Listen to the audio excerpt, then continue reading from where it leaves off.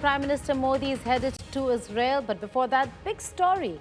India has joined more than 100 countries and international organizations in condemning Israel's expansion in the West Bank.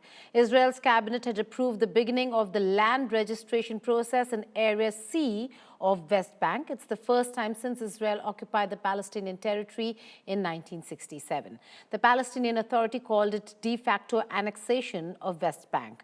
On the 18th of February, a statement was issued on behalf of 85 states and a number of international organizations condemning Israel's unilateral measures that rejected annexation. India was not signatory to the initial statement, but later, India, along with 100 states and international organizations, joined the statement to condemn Israel's illegal annexation of West Bank. India's condemnation also comes at a time when Prime Minister Narendra Modi embarks on a two-day visit to Israel from the 25th of February. Prime Minister Modi is likely to address the Israeli parliament or the Knesset. This will be the first time, the second time Indian Prime Minister is visiting the country. His first visit to Israel was in the year 2017, the first ever visit by an Indian premier to the Jewish nation. The visit also comes amid US President Donald Trump's threat to attack Iran and a growing military presence of US military in the West Asian region. Israel has condemned Iran's uranium enrichment and called for the closure of all nuclear facilities. Israel, backed by the US, was in a 12-day war with Iran in June 2025, where it attacked 3 Iranian nuclear facilities in Operation Midnight Hammer. Ahead of the visit, Netanyahu called India a global power and Prime Minister Narendra Modi a personal friend. He also envisioned a hexagon of alliances in and around the region that will include India.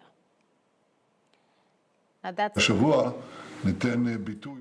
This week, we expressed the special relationship that has developed over the past few years between Israel and global power India, and between me and its leader, Prime Minister Narendra Modi. We are personal friends. We speak frequently on the phone. We visit each other. I visited India. Modi visited here. In the vision that I see before my eyes, we will create a complete system. Essentially a kind of hexagon of alliances around or within the Middle East.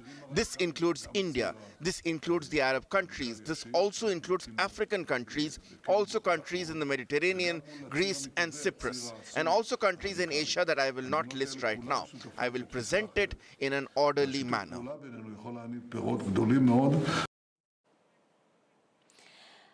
Strategic Affairs expert Professor Brahma Chellaney joins me for more on this. Brahma, you wrote about it. You said that the Indian government waited long enough for Prime Minister Netanyahu's visit to India. That didn't happen. But Prime Minister Modi is now headed to Israel. Amid all the tensions and the West Bank annexations of territories, what's your reading of the visit itself? Geeta, the visit is very important because the Israeli Prime Minister was supposed to come last year. 3 times he postponed his visit. The first 2 times because of domestic political turbulence in Israel. The 3rd time his office cited the Red Fort bomb in Delhi, even though the bomb explosion happened in November and he was supposed to come in December last year. But still, the fact that there has been an interruption in high-level visits between Israel and India prompted Modi then to decide to go to Israel. Of course, the timing is very odd because of the possibility of US military strikes on Iran. So he's going at a time when there is a military alert in Israel because any kind of US action against Iran is going to drag Israel into a wider regional conflict. So the timing may be odd, but I think the visit seeks to send a deliberate message that stability in the Middle East is critical to India's economic and energy interests, and that India will not be deterred by the current looming conflict between the US and Iran from seeking to renew its relationship with Israel. But how do you also see this, Brahma, at a time when India remains engaged with Iran? There is a looming threat of an attack on Iran. Prime Minister Narendra Modi headed to Israel, and alongside comes a statement which criticizes and condemns the annexation plan of Israel of the Area C in the Palestinian territories. It's a good question, Geeta.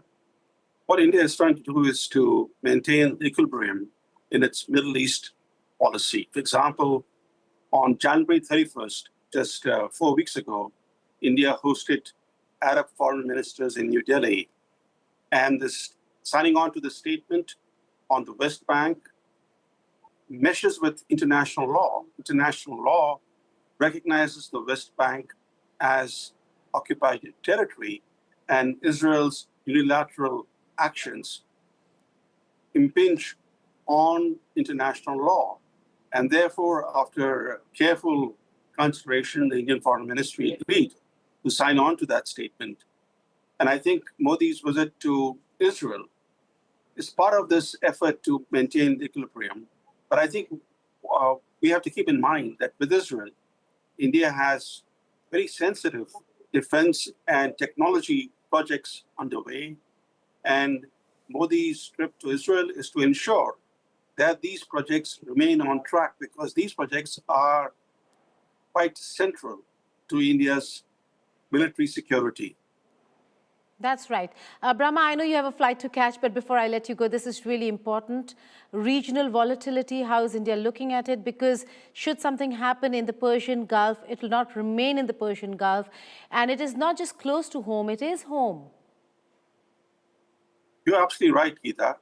First and foremost, the very fact that Modi is traveling to Israel at this point goes to show that US strikes on Iran are not imminent. They're not going to happen in the next 2-3 days, because Trump would have taken the Israeli prime minister in confidence. Modi wouldn't be going there without the Israeli leader saying, now it's okay to come. So I think we have to keep in mind that even though US carrier strike forces are in position to carry out punishing airstrikes on Iran, that such strikes are not going to happen in the next 2 or 3 days.